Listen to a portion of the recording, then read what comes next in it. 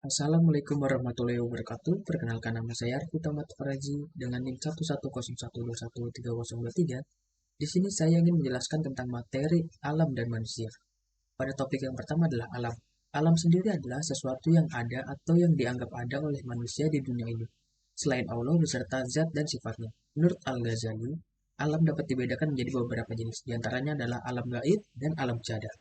Alam syahada sendiri adalah alam yang terlihat. Allah menciptakan alam semesta ini dengan susunan yang teratur dalam aspek biologi, fisika, kimia, dan geologi, beserta semua kaidah sains. Syahadah merupakan alam yang dapat dicapai oleh indera manusia baik dengan menggunakan alat ataupun tidak. Berbeda dengan alam gaib, alam yang tidak terlihat atau yang tidak dapat tercapai oleh indera. Sedangkan dalam pandangan Al-Quran, penciptaan alam semesta dapat dilihat pada surah Al-Anbiya ayat 30 yang berbunyi, dan apakah orang-orang yang kafir tidak mengetahui bahwasanya langit dan bumi itu keduanya dahulu adalah suatu yang padu. Kemudian kami pisahkan antara keduanya, dan dari air kami jadikan segala sesuatu yang hidup, maka mengapakah mereka tiada juga beriman? Dan adapun ayat dari Al-Quran yang menjelaskan tentang alam, yaitu adalah Al-Ahqaf ayat 3 yang berbunyi, kami tiada menciptakan langit dan bumi dan apa yang ada di antara keduanya, melainkan dengan tujuan yang benar dan dalam waktu yang ditentukan. Lalu ada juga Quran Surah Ar-Rum ayat 25 yang berbunyi, dan di antara tanda-tanda kekuasaannya ialah berdirinya langit dan bumi dengan iradatnya. Kemudian apabila dia memanggil kamu sekali, panggil dari bumi, seketika itu juga kamu keluar dari kubur.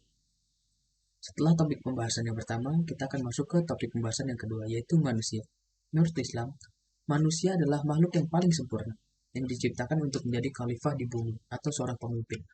Pada saat manusia dilahirkan, dia membawa kemampuan-kemampuan yang disebut fitrah. Fitrah adalah sebuah potensi yang berkaitan dengan pendidikan dalam Islam.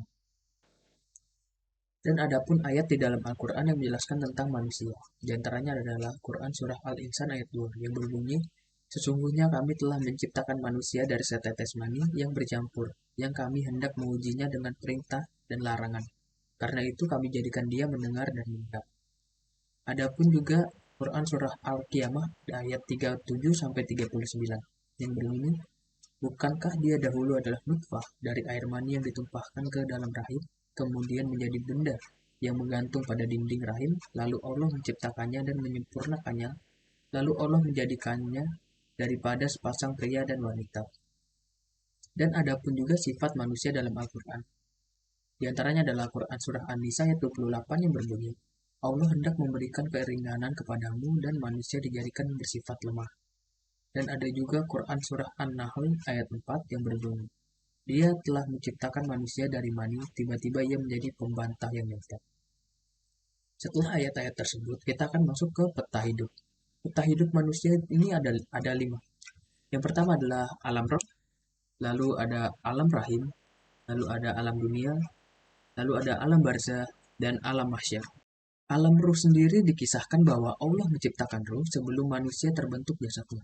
Bisa dibayangkan betapa banyak ruh yang diciptakan Allah sebelum ditiup ke dalam jasad manusia. Lalu yang kedua adalah alam janin. Manusia mulai terbentuk secara fisik dalam rahim seorang ibu yang dikatakan berasal dari air mani dan disimpan dalam tempat yang kokoh atau rahim. Lalu ada yang ketiga.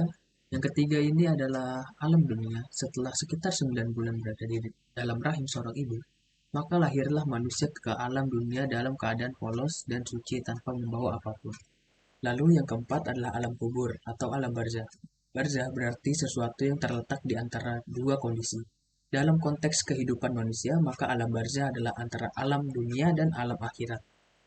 Lalu yang kelima adalah alam akhirat. Kehidupan di alam akhirat didahului dengan peristiwa kiamat, di mana malaikat meniup sangkakala membangunkan para arwah yang sedang tidur dalam alam kubur diikuti satu kali teriakan.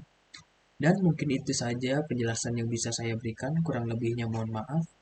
Wabillahi taufiq wal hidayah. Wassalamualaikum warahmatullahi wabarakatuh.